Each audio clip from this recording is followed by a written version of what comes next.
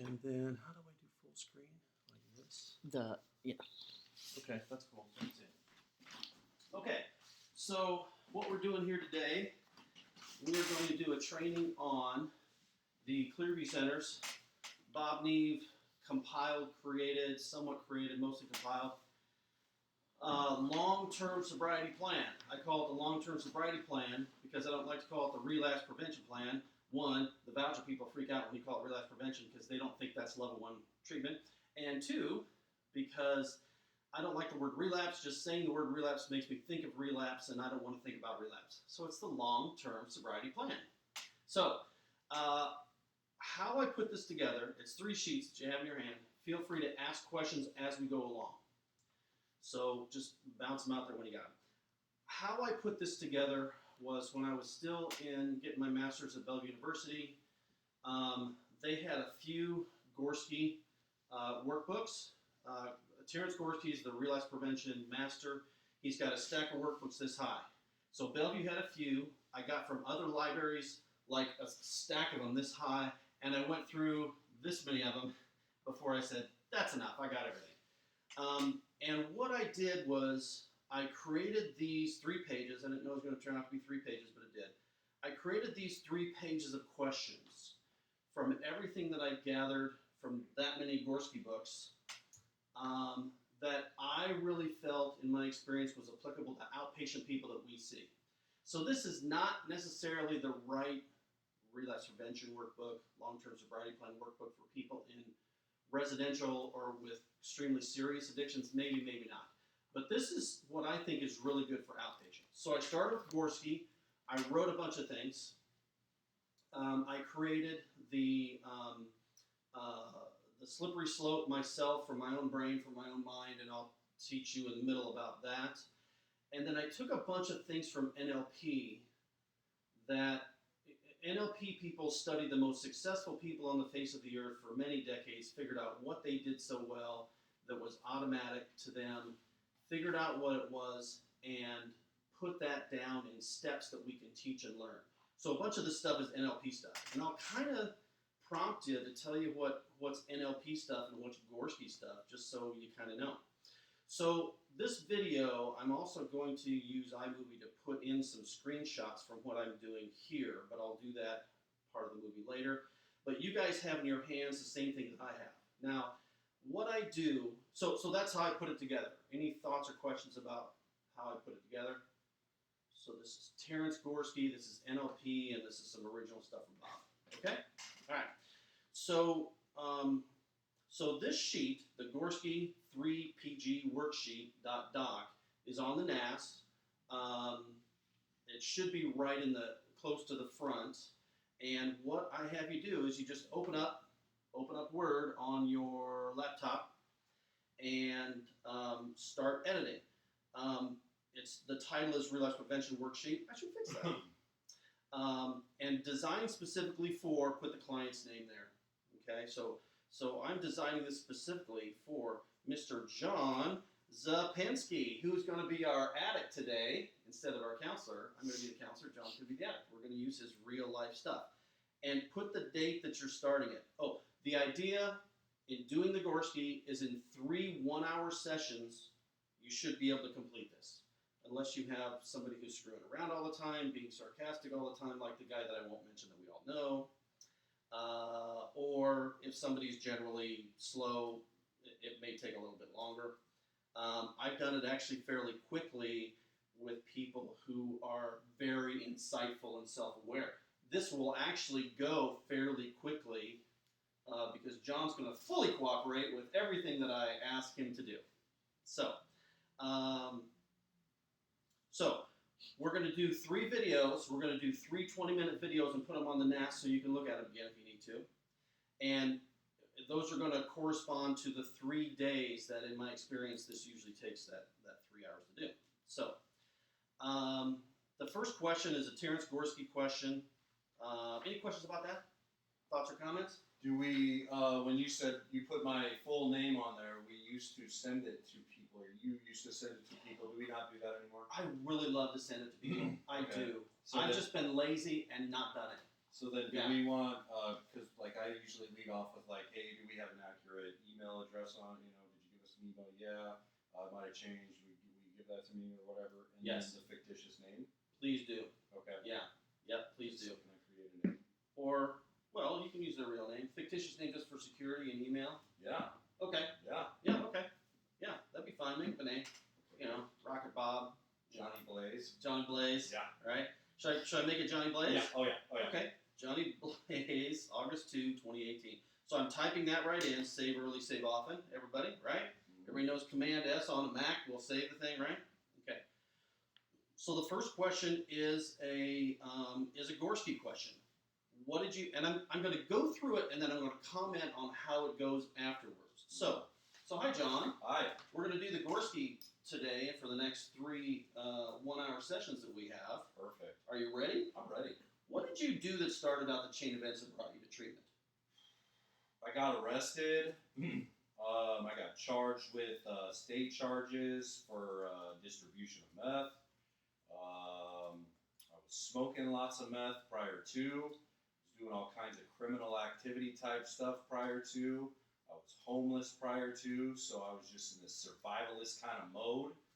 I then was given an evaluation, told to do some treatment, so here I am doing some treatment. Okay. Now, what John did very well was 2 things. One, everybody always, when our clients do this, they always start off with, I got arrested, I flunked a UA. It never, ever, ever, in the time that I've done this, starts with, I had a rough life and I started doing drugs, and those drugs resulted in blah, blah, blah. Now, John did very well by saying prior to that, I was smoking a lot of meth. I was doing a lot of criminal activity. I was homeless. I was in survivalist mode. I was given an eval, and it told me to do treatment. Sometimes it takes 3 or 4 shots at the client saying, okay, so you got arrested. What did you do before that? Was it a bum arrest? Did you not do it? Were you not high? Were you not? Sometimes I get these long stories that I cut off, and I say, no, what did you do before that? I flunked a UA. Did you actually smoke some drugs? Did you do some drugs? Did you fail a breathalyzer? When I get them back to that, because the question asks, what did you do? That's the key. I always read the sentence quickly so that they give me all the bullshit, because it helps their mind to get out of their mind what's on their mind, but then to go back to work back to what the meat of the situation is. That's interesting because I read it really slow, and their answers are like the way they should be. So, Okay. And either way, I find it does help them find deeper meaning when they stop and go back and figure out what happened before, and stop and go back and figure out what happened before. That's actually an NLP technique for digging down to what's important, which we'll do some of those again later. So again, I typed most of that stuff in here. I'll save. I fix my typos later. Okay. Now this one's a combination. The question 2 is a combination of NLP and Gorski. He talks about naming all the forces that bring you into treatment, and I learned from NLP that that everyone is forced into treatment. Even those people who don't have a legal charge, they have either their physical body is forcing them to treatment, or their wife or spouse or kids or parents are forcing them into treatment. It's not just the law that forces people to treatment. So I asked them, and I usually say it fairly quickly, name all the forces that contributed to bringing you to treatment. John. the law. The law? That's Yeah. one. That's one. Yeah, the judge, part of the law. Whoever did my evaluation. Okay. They wanted me to come to treatment. Counselor doing the evaluation. Mm-hmm. Okay. Mm-hmm. My family wanted me to come to treatment. They did. Okay. Yep. Uh-huh. Ultimately, myself, Bob, I Okay. wanted to come to treatment. I knew I had a problem, and I needed to do something about it. Knew I had a problem and wanted to do something So ultimately, you wanted to come to treatment. Besides the law and the judge and the evaluation and your family, ultimately you knew you wanted to come to treatment. Besides those things, why? I had a problem, Bob. It's not normal to be homeless. It's not normal to be kicking in people's doors. It's not normal to steal food from a supermarket. It's not normal to live in a hotel room for years on end. Yep. And here's an NLP trick that I'm going to use throughout the rest of this to help build rapport with John. In all that he just said, it's not normal, it's not normal, it's not normal, it's not normal. To John's brain, it's very important to be normal. You'll get different things from different people. Some people you will get, I just want to check this real quick because the screen went out. I want to make sure it's still there and going. Yep. Okay. That's that out. It's going, isn't it? Is the green light on? Yeah. Oh, so as long as the green light's on, it's going? Mhm. And the time, 11, 14, 15, yeah, okay. All right, I'm good.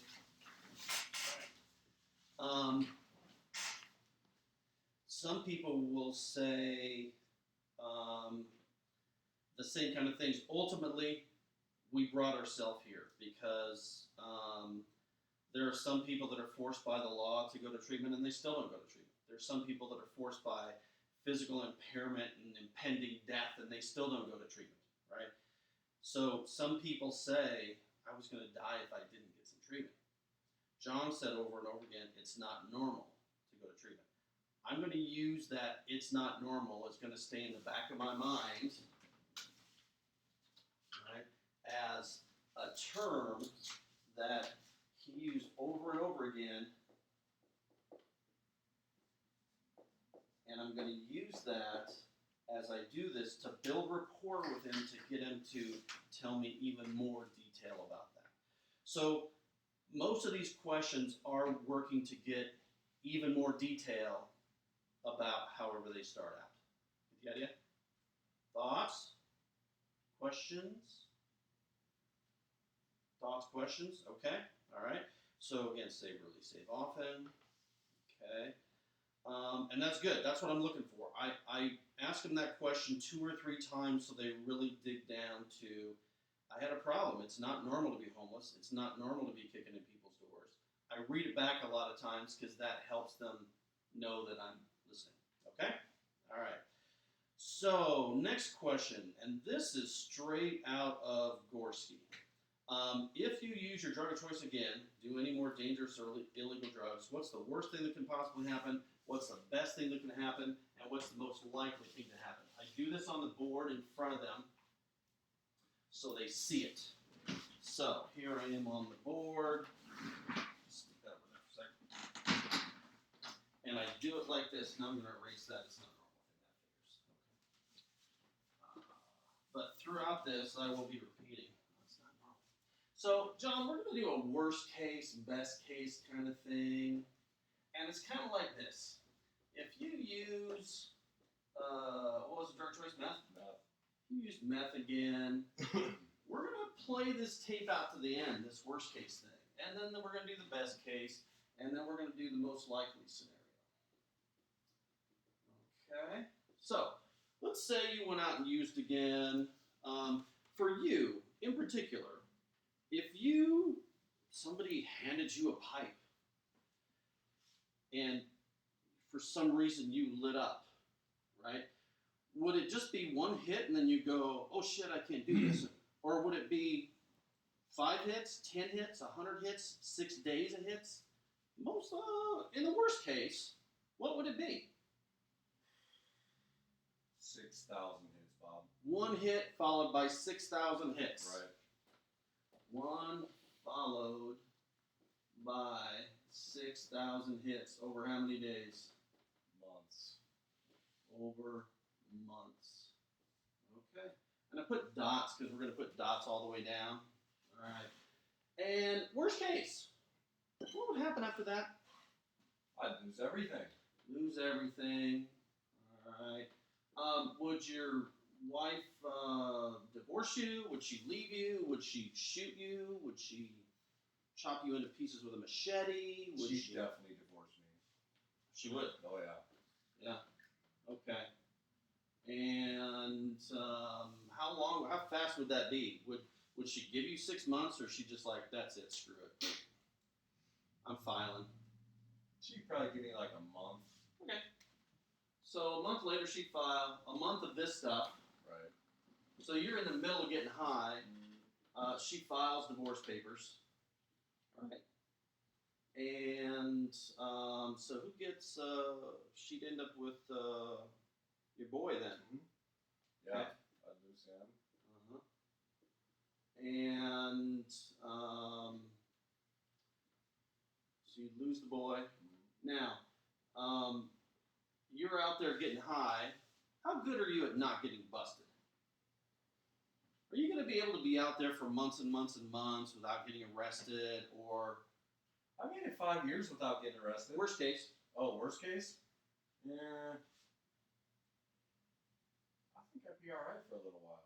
Okay, for a few months? Couple months. Couple months. Yeah. And then at the end of that couple months, I'm in jail. so in the third month, and I go ahead and jump in with some conclusions to push it to the worst case. So in the third month, we're in jail, possession of controlled substance, meth.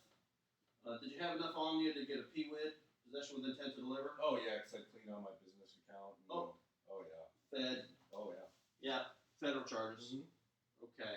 So, and you've been through that before. Worst case, judge gonna give you a chance? No, you got the worst federal judge in the district or the area or whatever. And what's the worst federal judge gonna do to you? Oh, max me out 10 years at least. Okay, so 10 years, federal prison in Marion, Illinois. No, in South Dakota, Yankton, right? Beautiful. That's not San Diego. That's South Dakota. Okay, so you're in there for 10 years. Mm-hmm. Okay, how old will the boy be 10 years from now? Cyrus will be 16. 16 years old. So he won't see you from 6 to 16. What's that going to feel like? Horrible. I mean, I'll miss out on everything. Yep. Usually about halfway through, the mood starts to get more serious. All right? So from 6 to 16, he's been raised by your wife. What kind of bad habits is he going to pick up from that? He's probably going to start smoking weed. Cigarettes? Probably. Oh, you don't care. Yeah. When can he start smoking cigarettes anyways? How old does he have to be? Never. He wants to be just like Dad. Never. I try not to get off on a tangent, but sometimes I do. All right? So he's going to be smoking pots. He'll be smoking cigarettes. Probably drinking wine. Drinking wine. Like Being Mom. lazy. Yeah. Being lazy. Yep. Okay. Yeah. So at 16 years old, what's he going to be like? Fat, lazy, and stupid.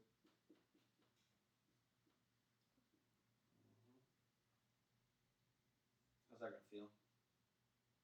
Horrible. I mean, I'm going to be sitting in there just thinking about it, seeing pictures of this big chunky turd not doing anything. Big chunky turd. Yep.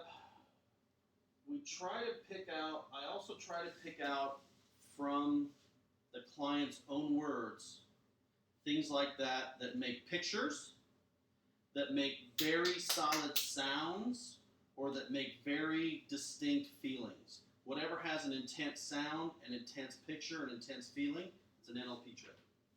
Big chunky turd. Mm-hmm. Your boy is now a big chunky turd. Right. And it's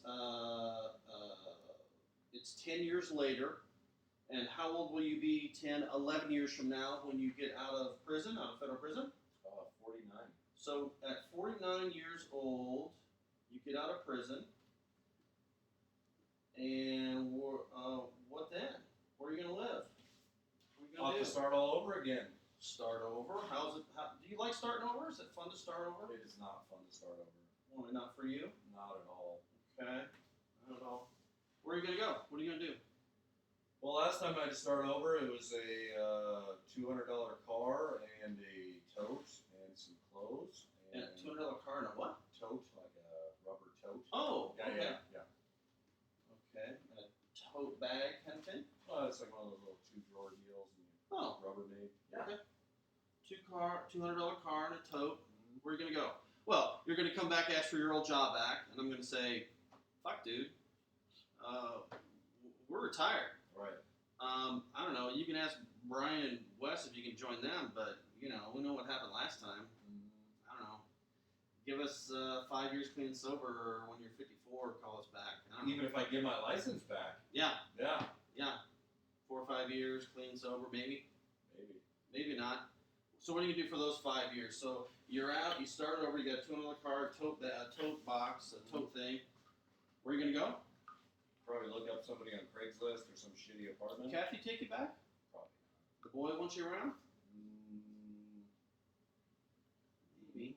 Never know. And worst case? Probably Not. So in the worst case, the boy doesn't want you around. How's that feel? Devastating.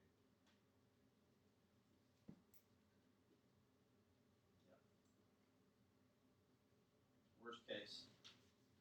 Boy doesn't want you around. You're going to go look on Craigslist for a housemate. Hopefully it's somebody who honestly doesn't smoke meth so you can stay clean. Treatment again? If I have to. Maybe treatment again.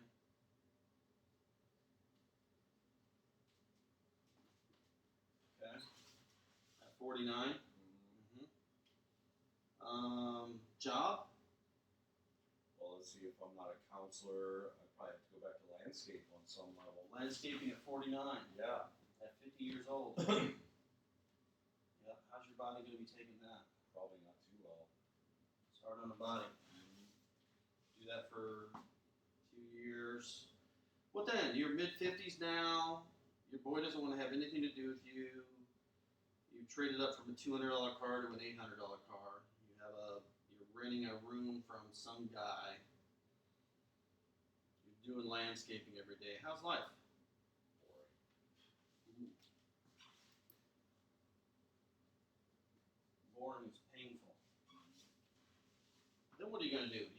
You're not going to be dead for a while. You got another 10, 15, 20 years. If I'm bored, if I'm not doing anything that I want to be doing, if I have no family connection, I have no purpose, so I'll probably go right back to using, Bob. Family, no purpose, probably you. And then you get busted again at 54. Game over. How's it end? In jail? Killing yourself? Probably. Right. What else do I do? Worst case. Or kill yourself in jail.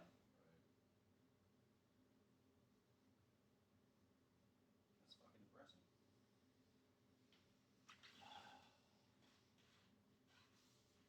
Right? Now, I don't want to leave you there. We don't want to leave him there. We want him to get plenty fucking depressed. Because this is the real worst case. This could actually happen. Right? I remind them this could actually happen. It's the real worst case. Now, let's pull you out of there. Okay. Right? And I always do some kind of motion to pull them out of there. Sometimes if they're really deep and crying, I'll have them look out the window and tell me what color the awning is across the street. Blue. Okay? Gets them out of that mindset a little bit. Now, the best case happens like this. Okay. Meth is presented to you, you smoke a little meth. Now, in the best case, if you smoke a little meth, is it possible to take one hit and set it down? It's possible. Best case. Yeah, it's possible. All right. Yeah. All right. And so this is the best case if they smoke, if they do their drug of choice again. So in the best case, smoke a little, right? And do you think you can, best case, you can have just one hit? I think so. What happens then after you have that one hit? I'd probably try to find some random female, have some random sex. Oh, Yeah. fine female, random sex. Okay, that's always exciting. Fuck yeah. Okay, you gonna invite Kathy then, or? Oh, heck yeah, I'll try. Okay, all right, maybe threesome. That'd be fun. Get the video camera. Okay. All right. How's that going to go? It's gonna go great. Okay. All right. So that's great. All right. No, go ahead. What? Said if he asked to borrow Sherry's videos, tell him about. Oh yeah. Okay. Yeah. All right. That's going to go great. How long is that going to go great? 8 hours. Yeah. And then what? Then I'm gonna come to, wake up, and feel miserable. What are you going to feel? Regret, shame, Yep. guilt, Yep. fear. Mhm. Yep. What else? A burning sensation, possibly. Mm-hmm. Mm-hmm. Yeah. Got to go to the doctor to get checked.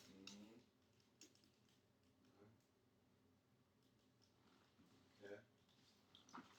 So we got miserable, regret, shame, guilt. Can you turn fear. the other way, maybe? Huh? Can you kind of back up a little? Make sure you're not saying. There we go. And so, you're still working here for me. Mm-hmm. Are you going to tell us? No. No. So you're going to have some guilt from hiding. Mm-hmm. Yeah. How's that going to feel? Fearful. Yeah. Paranoia. Paranoia. Yeah. Like every time you ask me how I'm doing, like, oh shit. Oh yeah, and I'll do that stuff. I'll do that. What's wrong, John? Right. Some shit's up. What's Right. up? Then you start shaking and your heart beats really fast. Mhm. Do you think you'll eventually tell us? I think so. Yeah. Yeah. After a while. And then we'll say, well, fuck, you got to fill out some paperwork for the state because you got to go in the LAP program like our guys in the LAP program, right? Right? Okay. Kathy gonna know? Oh, yeah, she was there. She was there. Cyrus gonna know? No. Cyrus won't know. No. So you'll be hiding from Cyrus also. Feeling paranoid. Yeah. Okay. Then what's gonna happen? You gonna get busted? Probably not. Probably not. Probably no legal impacts. Financial impacts? Possibly, maybe. Marriage counseling? Or what's gonna happen with that? You and the wife. Well, I mean, if she agrees to it, I mean, that's on her. I mean, I'm sure I could pull a consent form or something like that. And then the next day? the next day, How's that gonna be the next day? she's probably going to be like, oh, did you like her more than me? Or, it's going to be something. And that'll go on forever. Right. Insecurities, and that's going to turn into other things. Uh-huh. Yep. Dot. And that gets bigger. Okay. So even in the best case, and I'm going to cut this short, I usually fill the board. Even in the best case, smoking a little bit of meth, it's going to be good for a minute, but then you're going to wake up. You're going to feel miserable, regret, shame, guilt, fear. You can be hiding, lying, and then it's just going to get worse with that relationship. And I will emphasize everything that gets worse. So even in the best case, it gets worse. So let's go to the most likely scenario. Actually, the most likely. That was worst case. This is the best case. Now, in the most likely scenario, all the best case stuff happens. All this happens. Plus, what? Oh, go ahead. Yeah. Okay, so a lot of times, or some of the time, some of our folks are not going to be completely abstinent, nor have they set a goal of being completely abstinent following. Yes. So, In those cases of people who can use a little bit, drink a little bit, maybe even smoke a little weed, if they're not feeling any guilt, shame, or regret, they probably haven't violated their own moral code.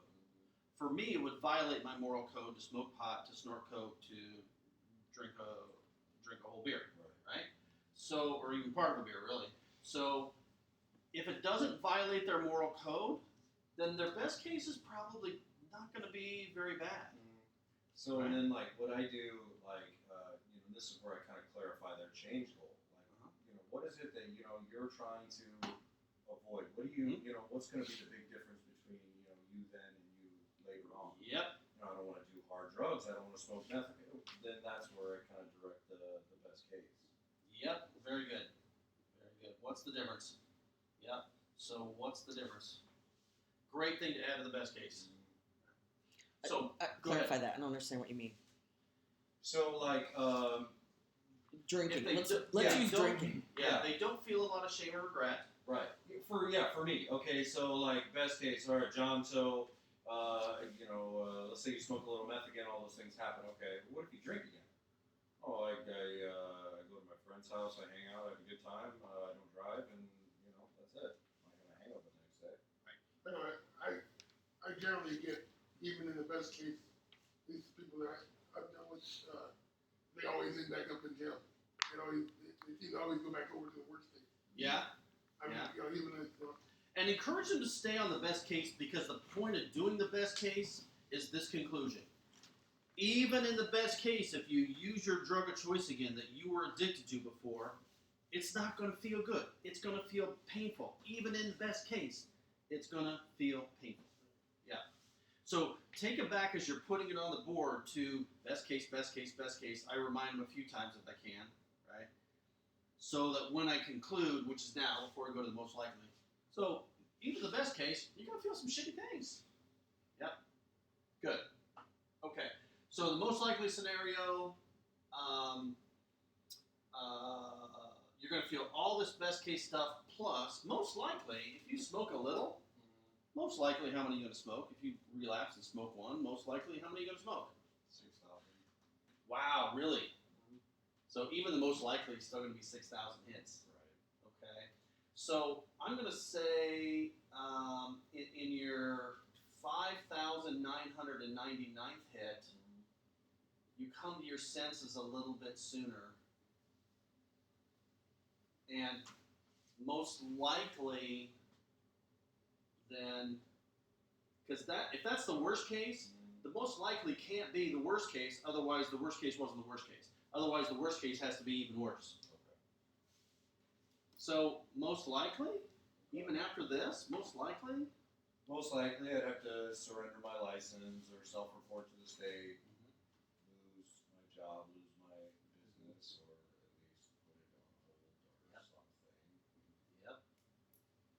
Okay. Yeah, you would. Man, we're already. But do you think you'd end up getting busted? You might not get busted. Yeah, I made it 5 years without getting busted. So no legal issues, but you still lost the job. How would the family be? Disappointed. Okay. Would you be able to head off the boy from ending up like this? I think so. Okay. That was All right. fun. So, boy, maybe not. FLS. Maybe. Fat, lazy, stupid. Yeah. And then you start over. Okay. We do this to show how depressing this is. How even in the best case, it's painful and depressing. And the best case, and then I would continue to fill this board up. I always want to fill the board up.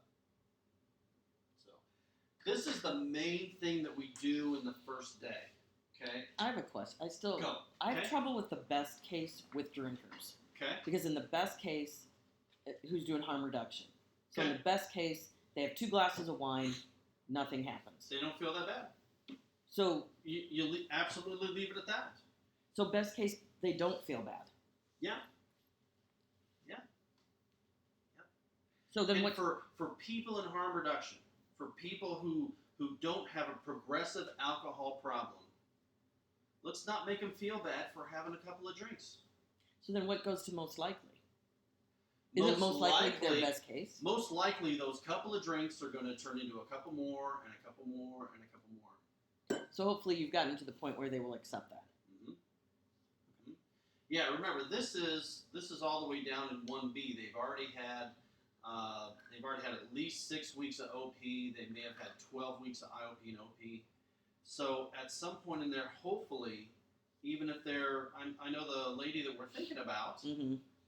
But she knows that a couple drinks now it's planting an acorn.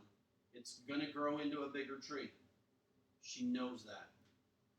So I had one beer a day from New Year's Eve 1992-93 to January 25th. I had one beer a day. And then on the 26th, I had 2 beers. And I saw the beginning of the repetition of the same pattern that I always did, and that's the last time I drank a beer.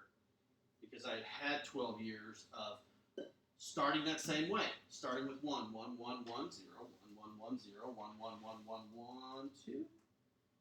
That turns into 4, that turns into 8, that turns into 16.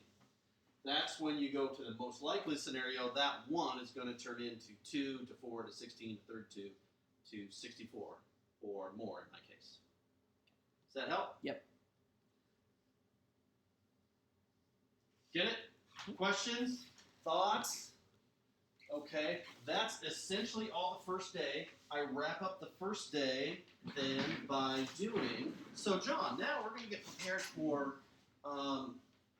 the next Gorski by thinking about like your most likely scenarios, your high risk scenarios, and stuff like that. We're going to start off with a couple of Gorski questions. How important is it for you to completely stop using meth forever? So you put the drug of choice in there. How important? From a scale of 1 to 10. 1 being, it's not very important at all. It's like, do I brush my teeth 3 times a day or twice? It doesn't matter much. Or is it 10, like the most important thing on the planet, more important than my relationship with my wife and God? 10. 10? Oh. So why is it not a 9? Why is it not a smaller number? This is an NLP trick I added to the Gorski. Without sobriety, nothing else is possible. Because without sobriety, nothing else is possible. And what else is on that level of 9 as far as importance? Son's health, is that a 10? Your son's education, the career that he chooses, maybe that's an 8 or a 9. Not as important as this. Right. He can pick. Okay. What else is not as important as sobriety? What else is a 9 or an 8? Relationship with my wife. Okay. Yep. Okay. It's a little bit less. Not much less. Very important, but a little bit less. Right. So we asked for that smaller number because we're looking for what are other things that are not as important. All right. Now the next question is, that was how important is it for you? The next question is, how confident are you that you can completely stop using meth forever? 1 being, fuck, I think I'm going to leave here now and get some meth. And 10 being, there's not one fucking chance in hell on God's green earth that I'm ever going to use meth again. That's 10. So 10. Is it a 10? It is a 10. Right, okay. Why is it not like an 11? And I go for the bigger number because then the bigger number tells me, usually somebody, like, about a third of the people I have say 10, and I'll press them a little bit, and about half of those come back down to 9 because they know that drugs are tricky, they're cutting back on the power. So I usually get people to a 9, and then I say, why not a 10? For you, if you say 10, why not an 11? Why aren't you like more than confident? You just said 10. Yeah, okay. Oh, that was my it. That was it. Okay. Oh, you're making it tough on me. Yes, yeah, because Yeah. that's what I get. That's why I'm doing it. Yeah. Yeah. So you're absolutely, completely, 100% as confident as a human being can be. 110%, Bob. 110%. Mm-hmm. Okay. If I press them a little bit and they can't get to the fact that they need support from other people, because that's where this is going. Anyone who knows themselves can't be 100% confident. I'm 99.5% confident, but I know that there's days that I have bad days that I'm going to need help from other people. And if they don't want to go there, they don't want to go there. I just move on. I waste too much time. You don't point it out to them that maybe they might need somebody else? Sure, yeah. Okay, so you're a 10, you're an 11, you're as high as it can be without anybody else's help. You don't need God's help or anybody else's help. Oh, yeah, I need God's help. Okay. Why? Why do you need God's help? Because without Him, I'm nothing. He's Oh, delivered me from all this. so without Him, you're nothing. Right. Okay, so you're always going to need Him. Always going to need Him. Okay, that's good. I'll leave it there. put too much in here. By this time, we're getting towards the end of the hour, and we're now at the end of the first page where we're going to start defining the high-risk situation. The high-risk situation, what I hope for them to identify is where they've relapsed before, what situations they've got themselves into, places, times, people they were with. Was it always on Friday? Was it always on Saturday? Shall we just do this? Looking at the times you've relapsed in the past 10 years on meth, what are the common elements? Were you with the same people every time? Was it always on a Saturday? Doesn't matter the day. Same Okay. type of people, yeah. Same type of Tweakers. people. Yeah. Okay, tweakers. Okay. What else? Either at a tweaker house, trap house, Mhm. hotel room, Mhm. wherever. Okay. So those are triggers a little bit, Mm-hmm. unless you're with good people. A hotel room's not a trigger if you're with good people. Right. Okay. All right. And I check on things like that. See if they're, that's what it is. And then what was going on? What was your mood like? What's your state of mind? What state of mind were you in when you relapsed before? I was dysphoric. Okay. Yeah, I wasn't feeling good about life. Okay. Maybe I was coming down or had slept it off for 3 or 4 days. Okay. There were times that I took 30 days off, just to reset my tolerance. Uh-huh. And after that 30 days, I felt like I had this. Now I can socially use. Mm-hmm. Mm-hmm. Felt like I had this. Now I can socially use. Those are things you were telling yourself. We're also looking for what are the statements they're telling themselves. What's their inner dialogue? Because that inner dialogue produces the feelings and the behaviors that we want to head off to the past. All right? Okay. I usually take quite a bit of time on this one, and I have them at the end of the first day think about these things. So when they start the second day, they start off adding to this list of common elements so that we can really define that high-risk situation. Can we define that high-risk situation, then we'll pause and we'll start a new one? The high-risk situation, I'd like it to be a title so we can refer to it. Think of it as a title of a book or a title of a movie. For me, my title of my relapse high-risk situation was tired at the end of the day, can't fucking relax, can't fucking sleep, I need some weed. Do you have one? Lone wolf. Lone wolf is the name of your high-risk situation. Okay. So, if you can get to that far at the end of the first day, you have done well. We will pause and we do one more. Take a look at our time and whatnot. So,